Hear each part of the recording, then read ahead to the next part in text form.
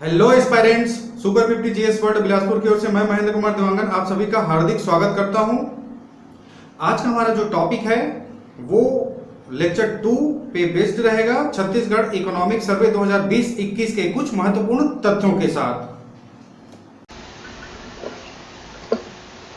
तो वर्ष 2020-21 में धान जो कि सामान्य एवं धान ग्रेड ए के समर्थन मूल्य क्रमशः 1868 एवं 1888 रुपए प्रति क्विंटल भारत सरकार द्वारा घोषित किया गया। ओके, ध्यान देंगे जो धान का समर्थन मूल्य है वो केंद्र सरकार के द्वारा होता है एमएसपी, है ना। एमएसपी जिसको हम लोग न्यूनतम समर्थन मूल्य या फिर मिनिमम सपोर्ट प्राइस बोलते हैं, ये सीएसीपी की संस्तुति के साथ केंद्र सरकार के पास जाती है।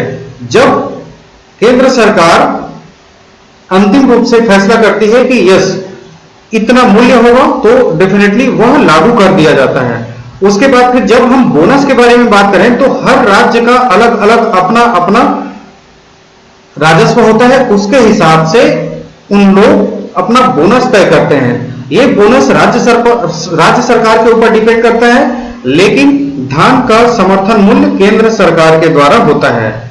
ओके, और ध्यान देंगे यह सीएसीपी, मैं यहां पर सीएसीपी के बारे में बात कर रहा हूं, मतलब कृषिगत लागत एवं मूल्य आयोग के द्वारा संस्तुति की जाती है। और अंतिम फैसला कौन लेता है इसके ऊपर, तो हमारी केंद्र सरकार लेती है। I hope idea is clear. उसके बाद फिर हम नेक्स्ट बात करेंगे खरीफ वर्ष 2019-20 में 18.38 लाख किसानों ने न्यूनतम समर्थन मूल्य पर 83.95 लाख टन धान की खरीदी की।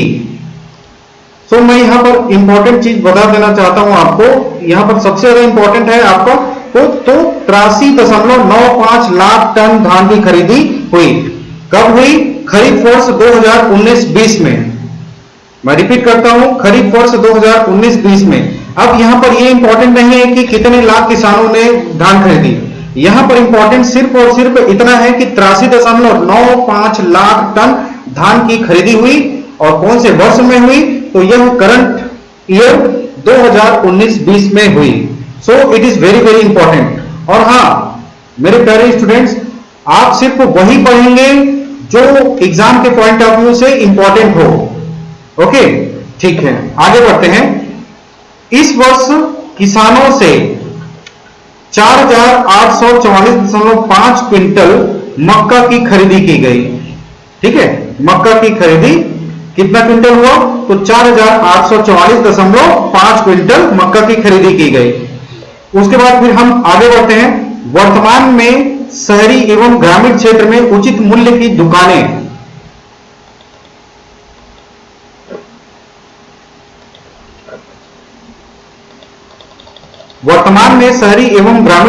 उचित मूल्य की दुकानें क्रमशः 1,302 तथा 11,149 संचालित हैं। ओके, कहने का मतलब है कि शहरी क्षेत्र में 1,302 दुकानें उचित मूल्य की और 11,149 दुकानें कहां पर? ग्रामीण अंचल में संचालित है। I hope idea is clear. उसके बाद फिर हम नेक्स्ट बात करेंगे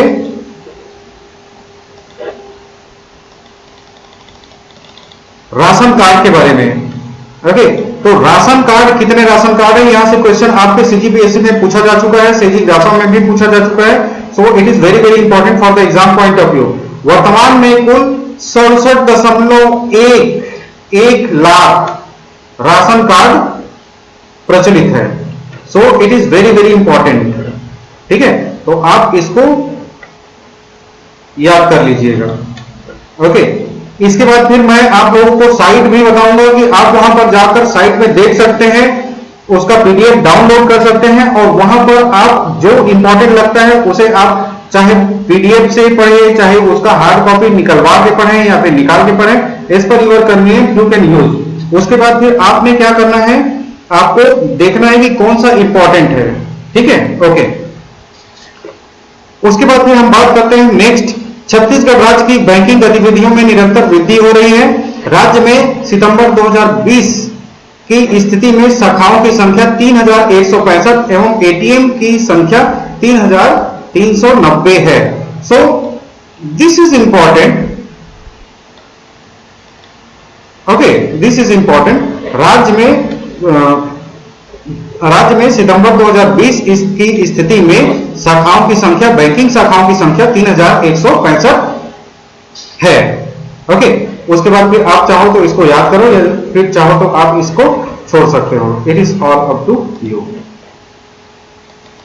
उसके बाद फिर हम नेक्स्ट बात करेंगे विपणन संघ। ओके, ये विपणन लिखा है। Okay, print mistake. विपणन संघ द्वारा प्रदेश में कार्यरत कुल 1333 या 1333 प्राथमिक कृषि साख समितियों के माध्यम से धान उपार्जन किया जा रहा है। ठीक है, धान उपार्जन किया जा रहा है। सो it is very very important for the exam point of view. तो धान उपार्जन केंद्र कितने हैं? तो धान उपार्जन केंद्र 1333 है। प्राथमिक कृषि साख समितियों के माध्यम से धान उपार्जन किया जा रहा है। ओके, और जितने भी धान उपार्जन केंद्र हैं वो सभी के सभी क्या है? कंप्यूटराइज्ड है। इसे मेंस के रिस्पेक्ट से लिखने को आसानी होगा आप लोगों को। ओके, अब हम नेक्स्ट पढ़ते हैं। राज्य में वर्तमान में 69 कृषि उपज मंडी एवं 118 उप मंडियां कार्यरत है। देखिए, हाल ही में यहां पर डायरेक्ट क्वेश्चन आया था आपका कि कितने कृषि उपज मंडी हैं। यहां पर डायरेक्ट क्वेश्चन आया था। ठीक है, हाल ही में पीएससी में पूछा गया क्वेश्चन है। सो it is very very important, आप इसको याद कर सकते हैं। ओके, नेक्स्ट हम बात करेंगे राज्य में कुल जल क्षेत्र का 94.66% जल क्षेत्र मछली पालन के अंतर्गत विकसित किया जा चुका है। सो it is very very important. जल क्षेत्र का 94.66% मछली पालन के अंतर्गत विकसित किया जा चुका है। उसके बाद फिर हम आगे बढ़ते हैं। नरवा गरवा घुरवा बाड़ी कार्यक्रम। So it is very very important. Narwa Garwa Ghurwa Badi कार्यक्रम। सो नरवा, सबसे पहले नरवा के बारे में बात करते हैं। जो इकोनॉमिक सर्वे में दिया गया है और जो जितना ज्यादा इंपॉर्टेंट से इंपॉर्टेंट हो सकता है उसको मैं यहां पर लेकर आया हूं। आप इसका भरपूर फायदा उठाइए। कॉपी, पेन, पेपर जो भी चाहे आप उसको रखिए अपने साथ और जो इंपॉर्टेंट है उसको आप नोट डाउन करिए या फिर आप स्क्रीनशॉट भी लेते चल सकते हैं। As per your convenient you can do. Okay, next, Narwa कार्यक्रम के अंतर्गत जिला सुकमा एवं कोरबा में 208 नाला स्वीकृत कार्य हुए हैं। अच्छा, अब एक बात बताइए, अब 208 नाला स्वीकृत हुए हैं, कितने भी नाला स्वीकृत हुए हो इसमें हमें नहीं जाना है, हमें सिर्फ जिलों के बारे में याद रखना है। तो यहां पर जिला इंपॉर्टेंट है आपका सुकमा एवं कोरबा। क्वेश्चन पूछा जाएगा नरवा कार्यक्रम के अंतर्गत नाला स्वीकृत किए गए हैं वो कौन कौन से जिले हैं? तो आपका सुकमा एवं कोरबा। सो दैट्स इट, बस। उसके बाद फिर हम आगे बढ़ते हैं। गरवा कार्यक्रम के अंतर्गत 1903 ग्राम पंचायतों का चयन कर गोठा निर्माण कार्य एवं चारगांव विकास हेतु गतिविधियां संचालित की जा रही है। सो यहां पर यदि हम डेटा के बारे में बात करें तो डेटा सिर्फ और सिर्फ इतना ही करना है अपने को कि 1903 ग्राम पंचायतों का चयन कर गोठान निर्माण कार्य एवं चारागांव विकास हेतु गतिविधियां संचालित की जा रही है। सो इट इज इंपॉर्टेंट। कितने ग्राम पंचायत यहां पर डायरेक्ट क्वेश्चन पूछा जा सकता है। यदि आपको पता रहेगा तो आप डेफिनेटली बताएंगे, नहीं पता रहेगा तो सॉरी है। ओके, सो घुरवा योजना अंतर्गत कृषकों द्वारा स्वप्रेरण से वर्मी टाके, वर्मी बेड, नए बायोगैस प्लांट का निर्माण कार्य पूरा कर लिया गया है। ओके, बस आपको इसको सिर्फ और सिर्फ एक बार रीड करने का रिक्वायरमेंट है।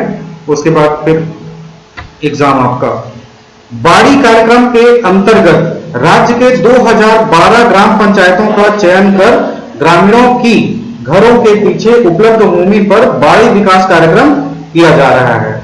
तो ये मेंस के रिस्पेक्ट से बहुत ही ज्यादा इंपॉर्टेंट है। नरवा गरवा गुरवा कार्यक्रम यहां से क्वेश्चन आ चुके हैं मेंस के पर्सपेक्टिव से हम बात करें तो okay.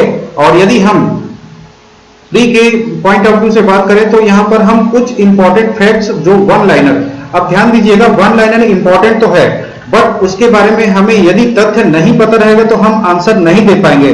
So everything is very very important, आपको पढ़ना ही पड़ेगा। यदि आप नहीं पढ़ेंगे तो कोई और पढ़ेगा डेफिनेटली। ओके, सो यहां पर इंपॉर्टेंट क्या है, 2012 ग्राम पंचायतों का चयन कर बाड़ी कार्यक्रम के लिए और गरुआ कार्यक्रम के लिए 1903 ग्राम पंचायतों को और नरवा के लिए 208 नाला स्वीकृत किए गए हैं, कोरबा और सुकमा के लिए। सो it is important for the exam point of view. आगे बढ़ते हैं हम। राज्य में सुनियोजित विकास के लिए वर्तमान में औद्योगिक नीति 2019 से 2024 अपनाई गई है।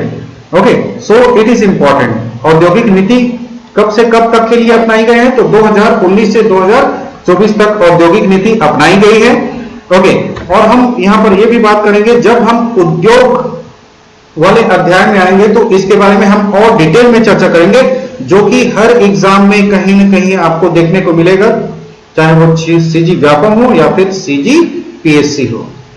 ओके, सो अब अपने आप में कॉन्फिडेंट रख के पढ़िए कि जो आप पढ़ रहे हैं वही आएगा, ये एक कॉन्फिडेंट होता है। कुछ भी मत पढ़िए यार, कुछ भी मत पढ़िए। ओके, सो एक मैं कोशिश करूंगा एक दिशा देने का, और दशा तो आपको ही सुधारना पड़ेगा। I hope idea is clear, ठीक है। ओके, अब उसके बाद फिर हम अंतिम पड़ाव में हैं।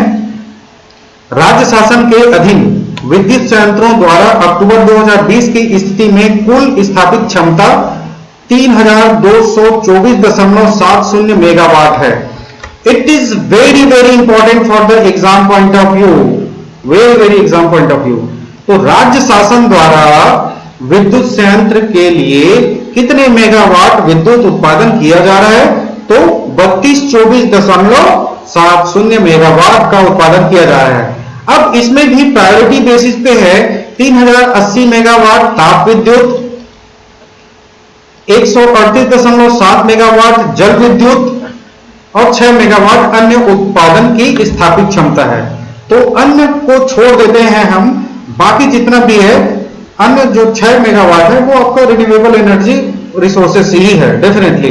ओके, तो यहां पर इंपॉर्टेंट है 3080 मेगावाट ताप विद्युत और 138.7 मेगावाट जल विद्युत।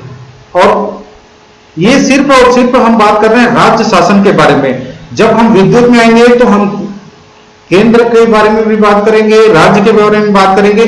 केंद्र का जैसे कि क्या है, एनटीपीसी चल रहा है। अब एनटीपीसी वो सेंट्रल गवर्नमेंट का है, लेकिन हमारे राज्य में स्थापित है, तो कुल कितने विद्युत उत्पादन क्षमता होती है, ऐसा क्वेश्चन आ जाएगा। तो डेफिनेटली हम वहां पर विद्युत एवं आधारभूत संरचना में हम जरूर देखेंगे। ओके, ये एक ओवरऑल व्यू था। मैं उम्मीद करता हूं कि काफी हद तक आपको कुछ समझ में आया होगा कि क्या इंपॉर्टेंट है और क्या इंपॉर्टेंट नहीं है। ओके, सो इसी के साथ मैं यह वीडियो यही छोड़ता हूं और लेक्चर 3 में हम देखेंगे राज्य आय। और हाँ, वन मोर थिंग, सबसे पहले हम बात करेंगे कि वहां पर प्रचलित भाव या प्रचलित कीमत, उसके बाद फिर स्थिर कीमत या स्थिर भाव, ये क्या होता है। Okay, on the basis of this हम अपना जो लेक्चर है उसको आगे बढ़ाएंगे। I hope idea is clear. Thank you very much.